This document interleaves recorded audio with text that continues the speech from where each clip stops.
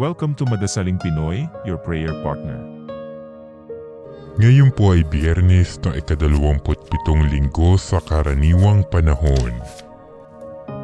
Ang mabuting balita ng Panginoon ayon kay San Lucas. Noong panahong iyon, matapos palayasin ni Jesus ang isang demonyo, nang gilalas ang mga tao.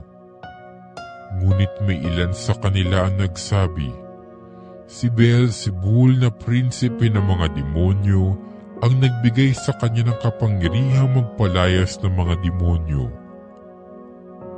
May iba namang nais siyang subukin, kaya't nagsabi, magpakita ka ng kababalaghang magpapakilala na ang Diyos ang sumasa iyo.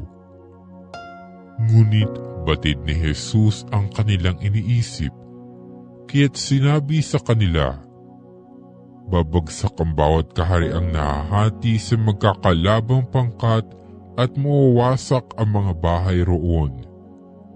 Kung maghimagsik si Satanas laban sa kanyang sarili, paano mananatili ang kanyang kaharian?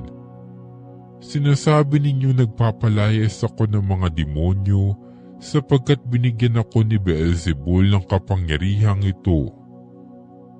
Kung ako'y nagpapalayas ng mga demonyo sa pamamagitan ni Beelzebul, sino naman ang nagbigay ng kapangyarihan sa inyong mga tagusunod na makagawa ng gayon?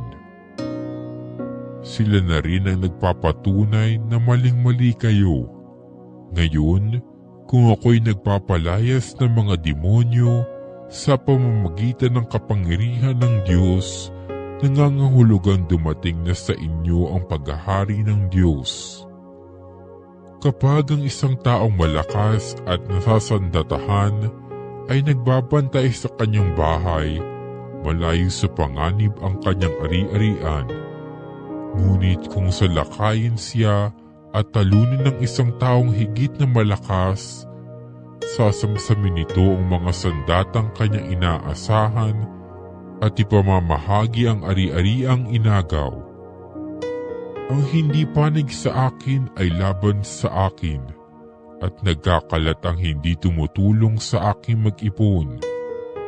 Kapag lumabas na mula sa taong isang masamang espiritu, ito'y gumagala sa mga tigang na lupa at naghahanap ng makapagpapahingahan.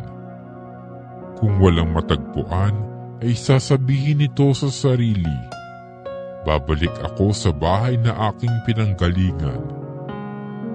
Pagbabalik ay matatagpuan niyang malinis na ang bahay at maayos. Kaya lalabas siyang muli at magsasama ng 7 pang espiritong masasama kaysa kanya. At papasok sila at maninirahan doon. Kaya't sumasama kaysa dati ang kalagayan ng taong iyon. Ang mabuting balita ng Panginoon.